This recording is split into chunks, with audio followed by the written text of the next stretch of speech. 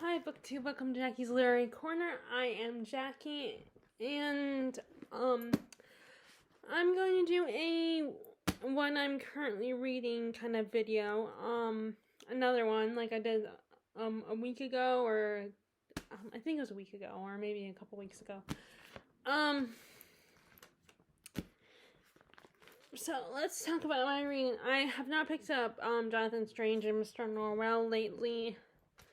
It's down there, so but that's kind of because I've been focusing on getting this finished because I've decided to continue with it. And as you can see, I am almost done with it.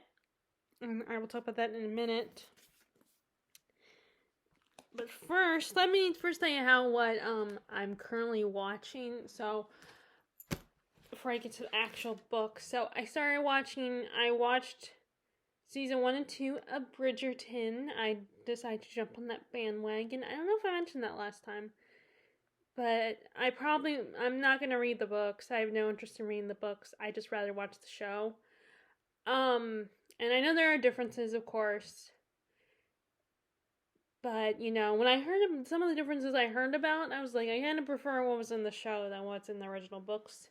And I believe some of the things like the controversial elements, more controversial elements, are I think were a lot worse in the books. I could be wrong. I'm just going by what I've heard.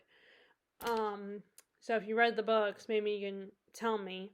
But either way, I'm not going to read. I'm not going to pick up the books. I'd rather watch the show.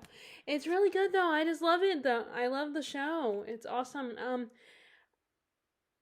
I still think that Kate and Anthony, the couple in season 2, is a little bit more.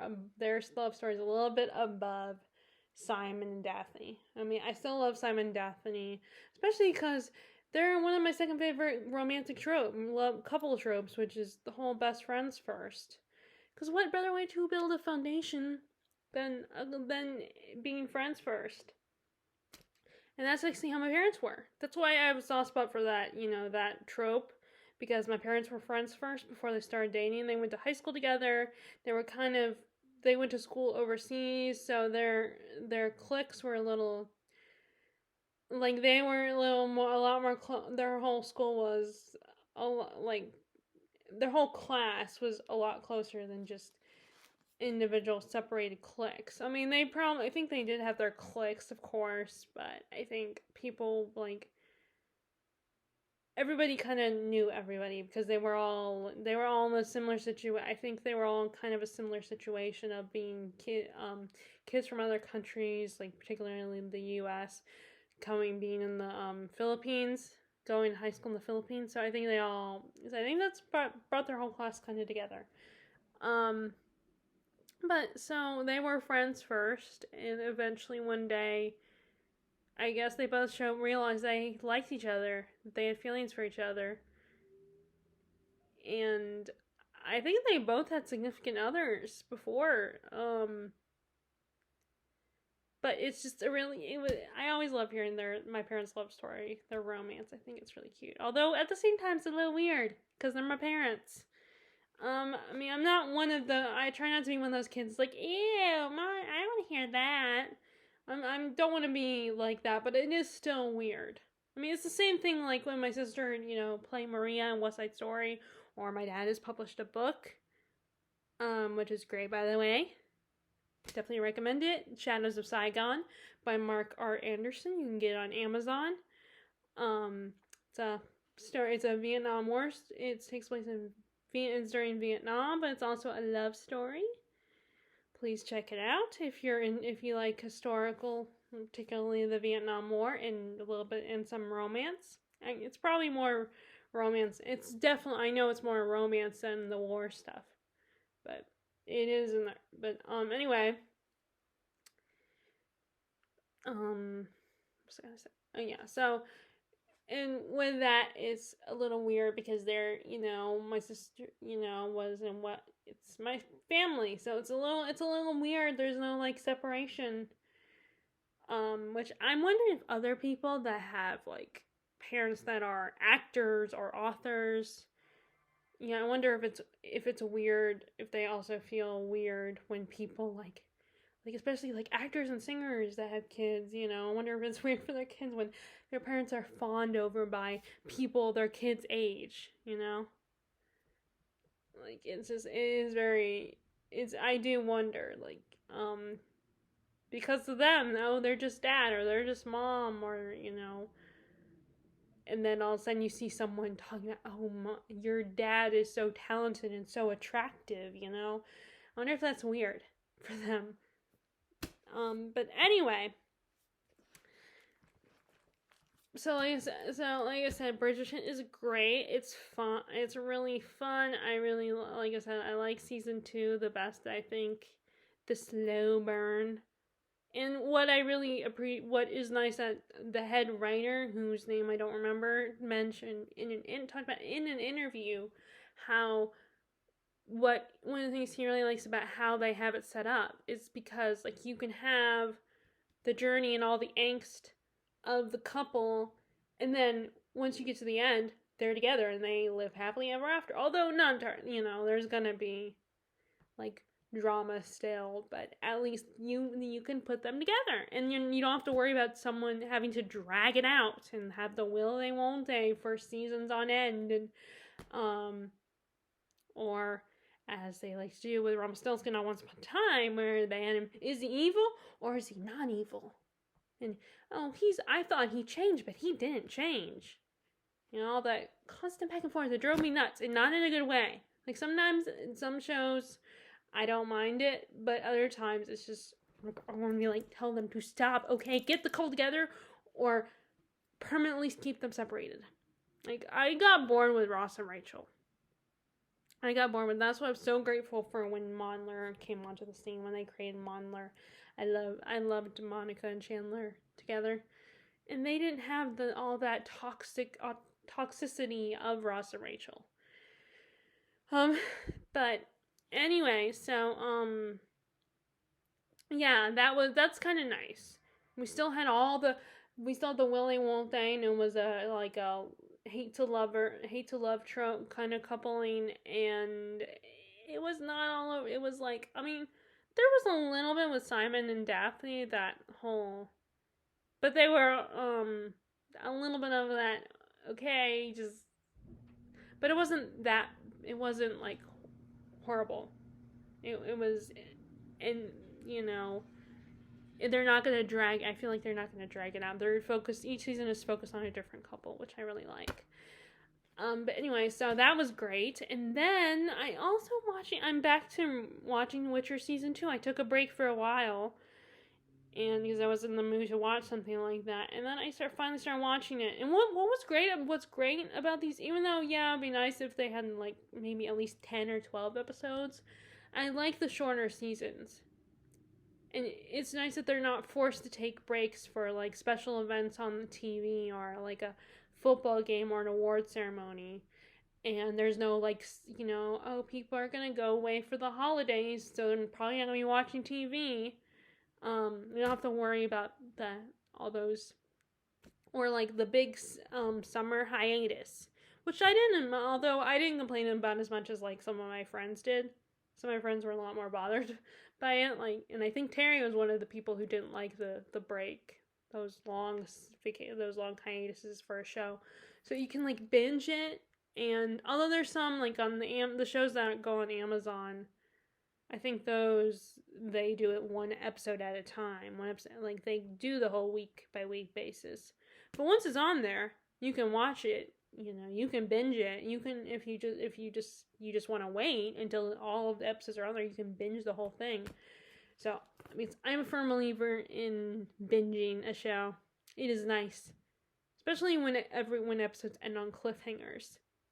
So The Witcher is really good. Although I know that hardcore fans of the games and the books, I think they're not entirely happy with season 2.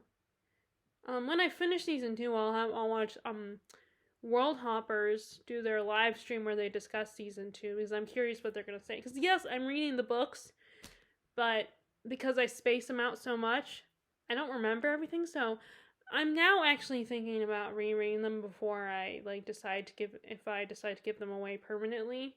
Or what I might do is just put them in that corner where I have books that are going to go to Terry or for the kids, for my nephews and niece, which will be a while before they read those books, read the Witcher books.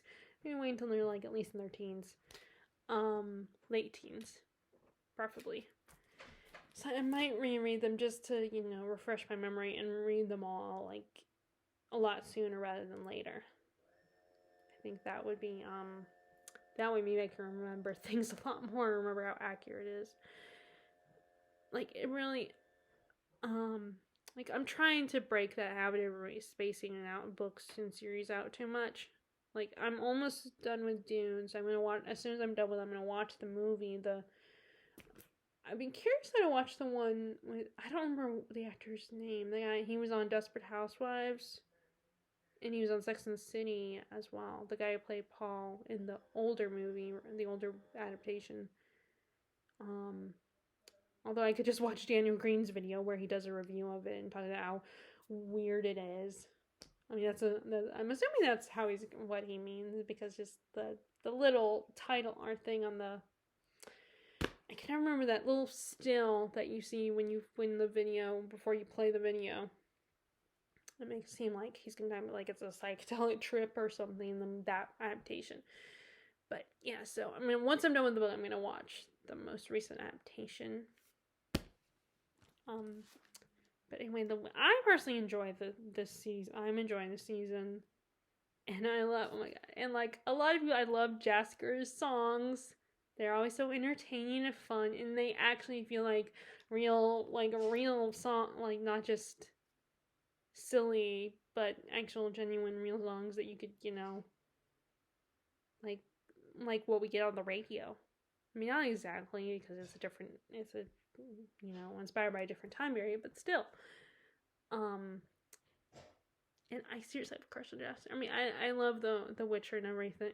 Geralt, he's awesome. He's so cool and badass. But I kind of have a crush on Jasker. He's awesome, and he's very. And I think But so yeah. Now let's talk about Dune. Okay, so like I said, I decided to continue with this after all, and I definitely am. Like, unlike the other one, I decided to do enough. This one, the plot and the idea is more intriguing to me enough that I decided to keep going, and I think it was just one of these things where I had it, like, it had been a few days since I picked it up, so I was, like, I kind of almost fell out of the mood to read it, and then once I started picking it up again and started reading it, I remembered how I enjoyed it before. It's really fun. I mean, the writing style is still a little weird. It's a little weird and jarring at times, but other than that, it's a good story. I mean, there are times where the characters, it can be, some of the scenes, some of the dialogue and stuff can be a little confusing.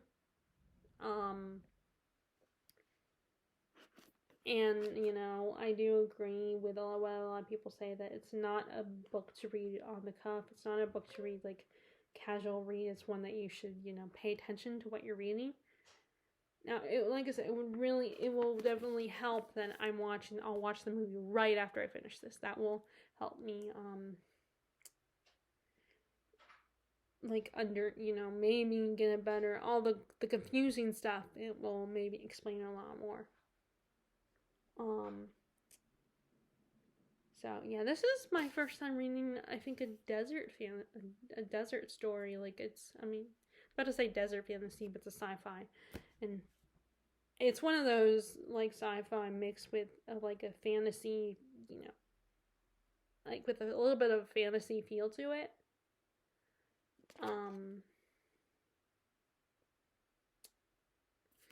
But yeah, and I'm definitely curious to read the next book once I finish with this one as well. The second book being I think it's Dune Messiah. Dune Messiah, I think, is book 2, and then Children of Dune, I think, is book 3. I'm not 100% sure on that. I need to look it up. But yeah, if I'm right, I'm gonna read Dune Messiah next, which is a lot shorter than this one. Which I was surprised when I saw it in the store. It's not as long as this one. And like I said, Children of Dune will be that, and then, I'll continue on with it. So yeah, I'm glad I decided to continue with this. I'm having fun with it, despite there's some aspects of it that I'm not sure how I feel about them. Um, and I definitely do like the whole political drama and stuff, like houses fighting for power. I think that's a fun that's a fun aspect of the story as well. Seeing these, and then of course knowing what I know about what's going, that these characters are so confident that they're gonna win, but little do they know that But anyway, so yeah, I'm reading that one. And that's, like I said, I'm focusing on that one more so than Jonathan Strange and Mr. Norrell. Oh, and then my library books. So the book I'm referring to, and I said I DNF'd, not that one, is Catch-22 by Joseph Heller. I tried, and was one of these things where I saw it at the books at the library, and I was like, I'm going to try it out. It's one of those influential books, and I can understand why it's influential. I get that. But I don't like with what I said about Dune. It may be an influential book in literature, but that doesn't mean if I'm not liking it, if I'm not enjoying it, I don't feel like I need to continue with it. It's not like I'm gonna, it's gonna change how I feel about literature. It's not like I will be missing out on anything if I don't read this book. I mean, some people that love it might say I will be, but I don't think so. I understand its importance. But not every book that's considered a classic is for everybody, And I mean, that's how I feel about, like, they say, like, books like Dune and Lord of the Rings are they're the ones that started it all, and, but that doesn't mean I had to read them. It's because I wanted to. And yeah, for Lord of the Rings, it was partly influenced because the invisible pressure I felt to read it. Because, I mean, it is true, no one's ever really... I'm just always worried someone will say something to me if I don't at least attempt to read these books. But I definitely think it's easier when it's like a sci-fi or a fantasy that I'm more willing to read it. Because fantasy is my number one genre, my go-to genre. And then sci-fi, I'm trying to get more into it anyway. But this is basically this guy Yassarian, or let me see if I can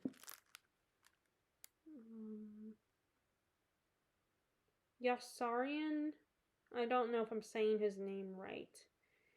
He's a soldier in World War II, and in the beginning he had stomach pains and he didn't want to go back to the battlefield because which I can't entirely blame him, because I would be scared to death as well, being on there and not want to go there. I would want to survive too, and he doesn't want to go back. So, he delays, saying that he's feeling better. We see his interactions with people, including a priest, and he meets that. He says he falls in love with. Now, I don't know if he means that literally or if he's being sarcastic. But basically the whole book is his interactions with different people, because he does end up going back. And I think he doesn't, and it's about it's a critique on capitalism, I think, and what were some of the other things that they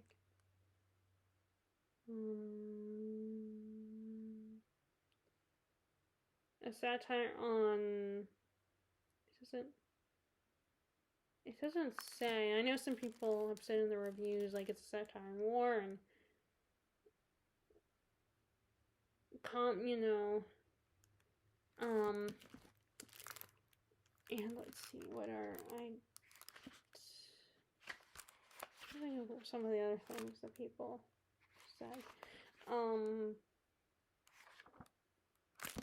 And look, I only got 6%, so, and 6% in it.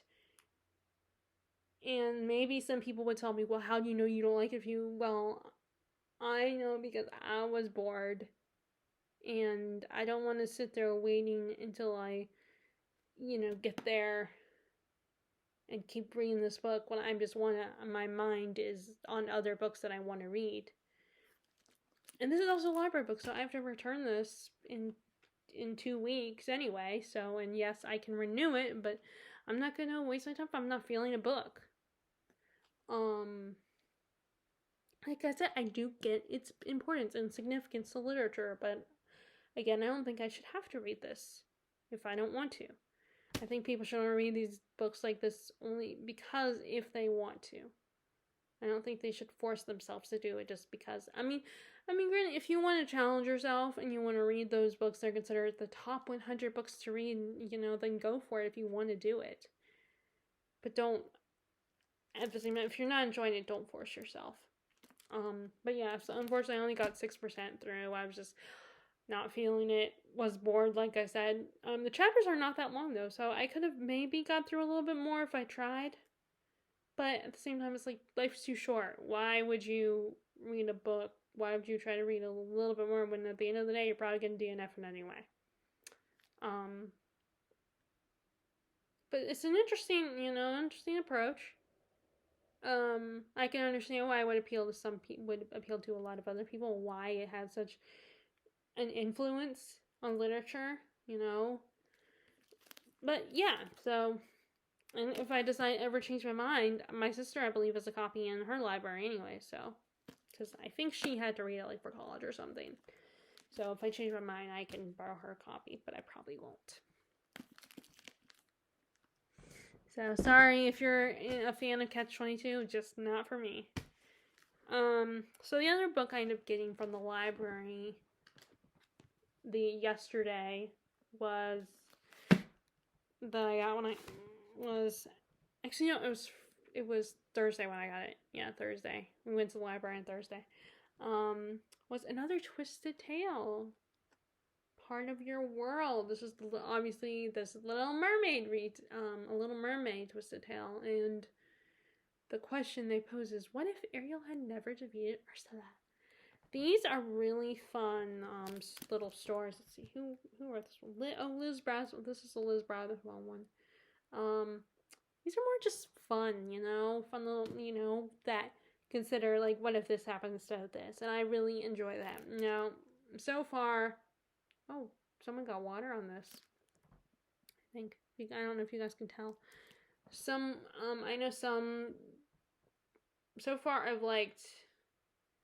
didn't like the Frozen one, Conceal Don't Feel, but I did like the Cinderella one.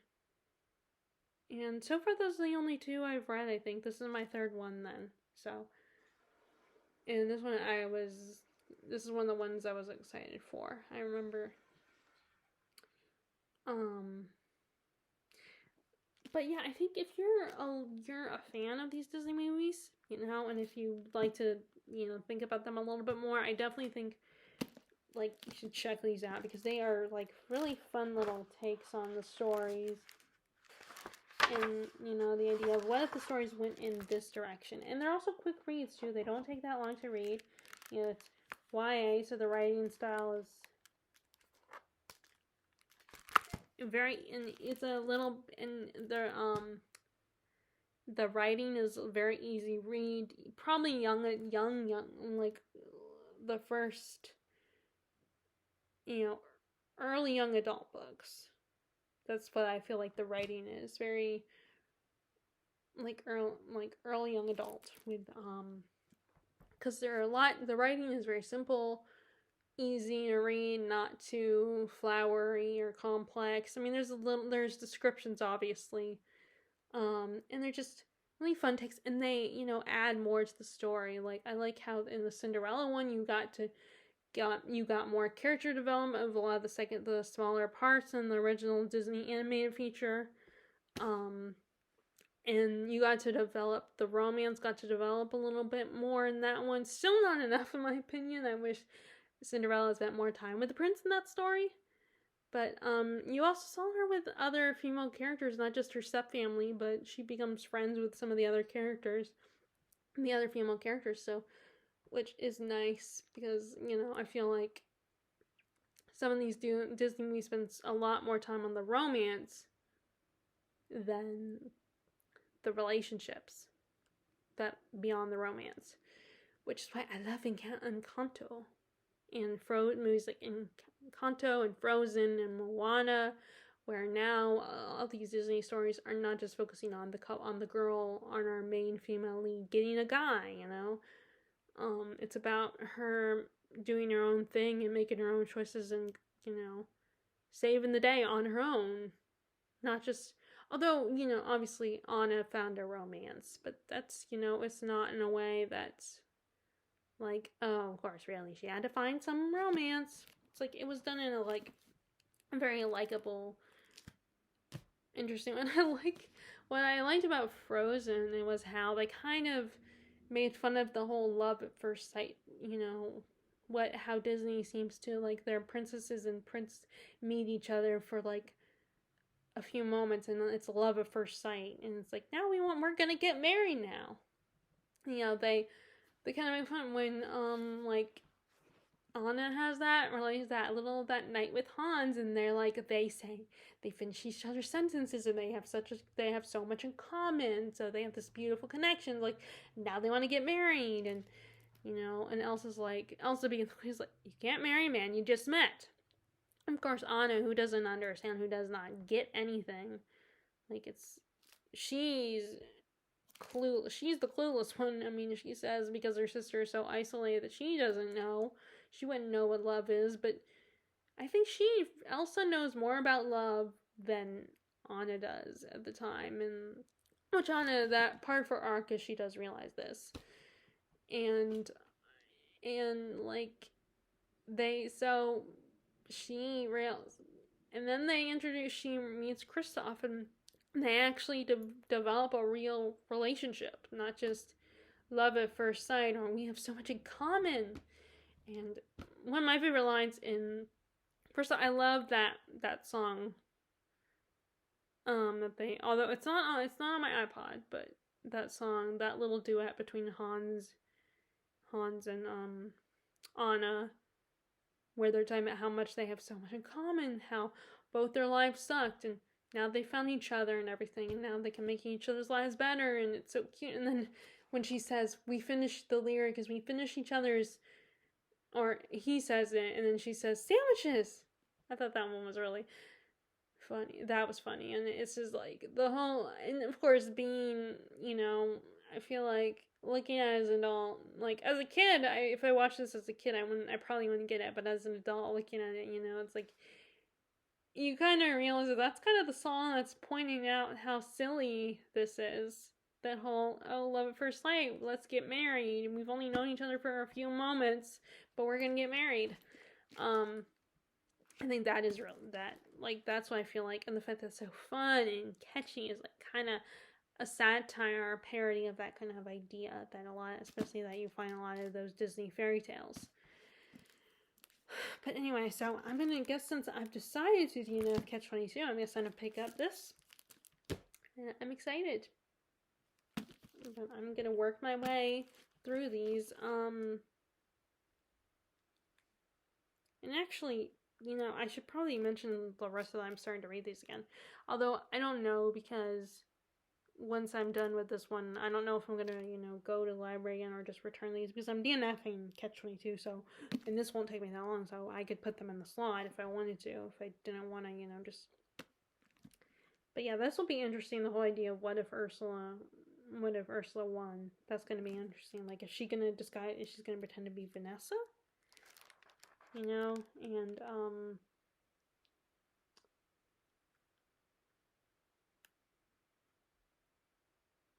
but yeah, let me read the inside plot.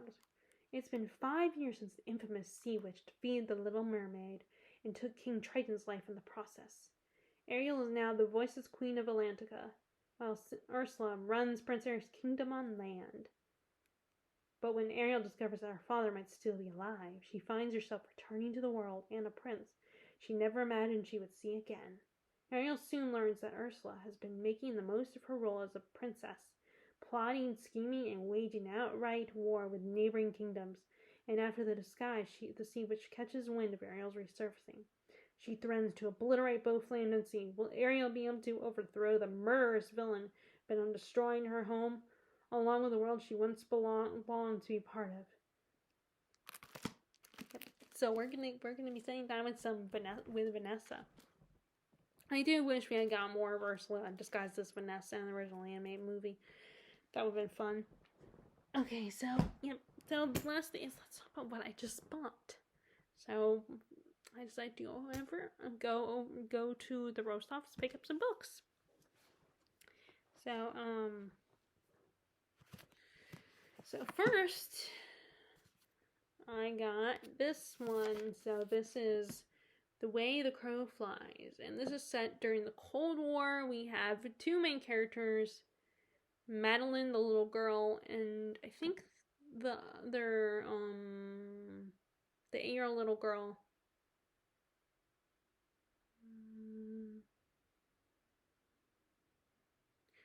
And we have her father, Jack, who is kind of in a web of secrets, as the description says.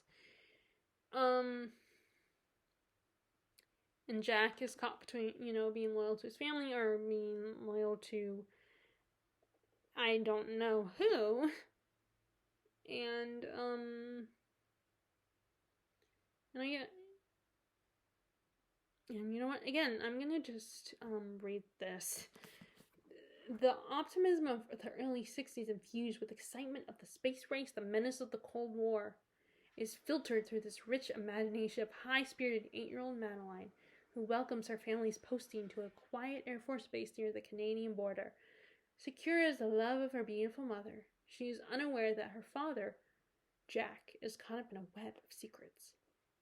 When a very local murder intersects with global forces, Jack must decide where his loyalties lie, and Madeline will be forced to learn a lesson about the ambiguity of human morality, one she will only begin to understand when she carries her quest for the truth and the killer into adulthood 20 years later. But yeah, but see, that's when, with me in war books, that's kind of the type of stories I prefer, that are not necessarily when the person is on the battlefield, but stories that are like, soldiers going through PSTD, or maybe those left behind, or like stories of young boys or younger that are not of age yet, that are dealing with the fact they want to go to war, and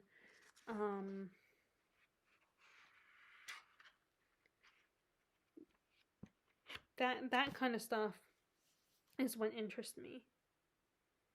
Not the actual time on the battlefield and stuff like that. But yeah, it's not really interesting. I haven't read any stories about the Cold War yet. This actually, I could read it for because I'm still debating if I'm gonna do the historical fiction readathon that Katie for Books and Things is doing in May. Like every year she does a different readathon in a certain month, and then it's one that I believe she'll only do once. Although maybe if the readathon ever becomes popular enough, maybe she'll keep doing it. I don't know, but it's historic. She's doing a historical fiction readathon, so this could be one I could read for historical fiction, because like I said, this is a time it could apply to the prom where a time period you don't read a lot about, or you don't know a lot about, or something. But yeah, so this sounded interesting, kind of the fact that it was the Cold War, so it was a little different. It wasn't World War II. That, nothing wrong with learning about World War II it's just, there are so many books on World War II that, and I still have read some of them, like Hannah Kent's, the one that it's gonna be made into a movie. I think it's Hannah Kent.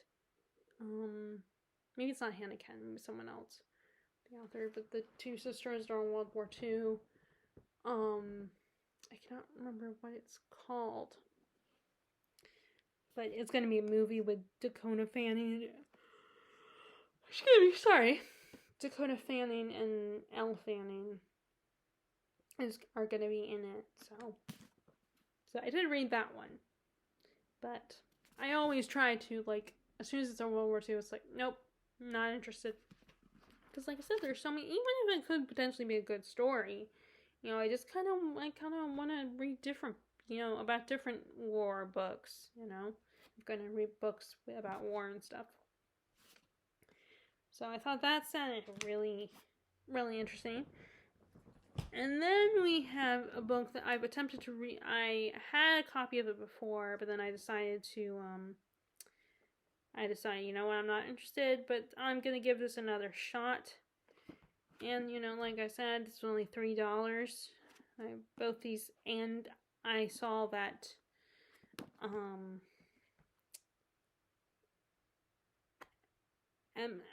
Emmy from Books, Emma's Books, or I'm still not sure if that's her actual channel name, but, she read this and really enjoyed it. No, the only thing about these, like, what country is this?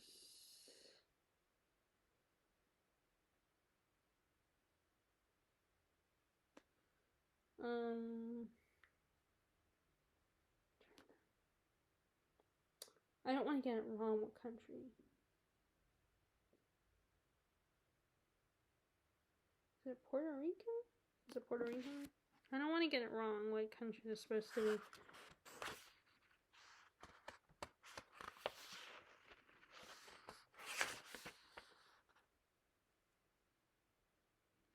But it's 100 Years of Solitude by Gabrielle Garcia Marquez.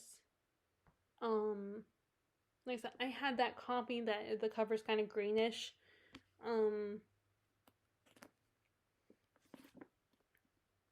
This is what is that? Perennial Classics. I don't think I have any of the perennial editions, but so this is another. I think this is an epic family saga, and with a little bit of magical realism. And let me see if I can get let me see if I get okay, so I'm just gonna read this. Probably Garcia Marquez's finest and most famous work, 100 Years of Solitude, tells the story of the rise and fall, birth and death of the mythical town of Macondo through the history of the Bonita family. Inventive, amusing, magnetic, and alive, sad, alive, with unforgettable men and women, with a truth and understanding that strike the soul. 100 Years of Solitude is a masterpiece of art and fiction. The rest of it is just quotes, you know, from people who love the book. So, yeah, I, like, again, it was one of those situations where probably because I looked at a review or was told by someone, you probably wouldn't like it. I probably wouldn't have liked it, but, you know, if you give me at the right time, you know, I can be willing to give another book a shot, because I do think it's true in some cases that just because someone says they don't think you like something doesn't mean, you know, but that they're right, you know. You never know. It's just like sometimes it's just hard because you're like, I have other books I want to read, so do I waste my time on a book that I might not like? So that's how sometimes I feel. But I'm gonna give this book another I'm gonna try this book, and like I said, it was only like $3, so and maybe just because that, you know, and maybe I will love it. But this is also the guy who wrote Love in the Time of Cholera, which I think was made into a movie, like was adapted. So I'm gonna try it. And there's a family tree here, which is nice. And really helpful as well. So, and I am getting more intrigued more and more by family sagas. So I have Bridge of Clay and Blood and Brooks as well. So, I could do kind of a, you know, readathon of, you know, family saga books. I mean, I wish there were there was a fantasy that was a family saga, which I'm thinking that is an idea I've had of something to write. You know, I would just have to come up with the So I have thought about writing a story like that. You know, if I ever finally sat down and wrote a novel, attempted novel, I have thought about doing a story that was a family saga, but a family with magic, like not just.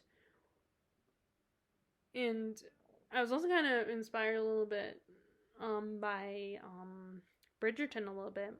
Like, what if those characters had magical powers and they were living in a world with fantastical creatures and magic? What would that be like?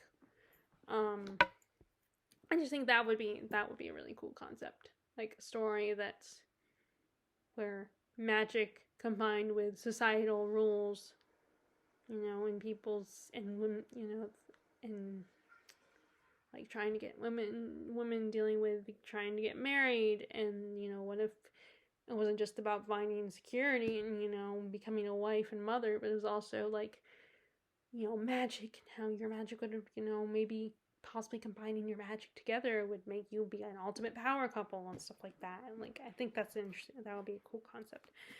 But anyway, so yep, that's this one, which like I said I've had before. Well, now I have it again. So that is how my reading is going right now. Have you guys watched the Witcher series or Bridgerton?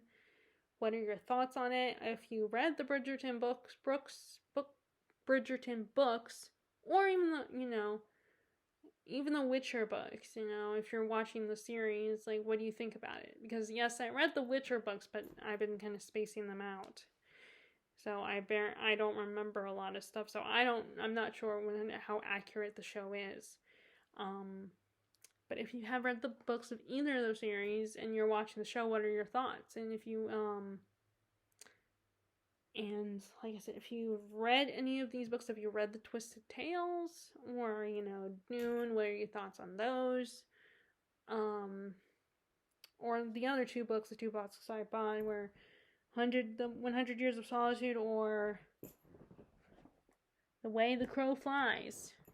If you read any of those, would love to hear what your thoughts are on those.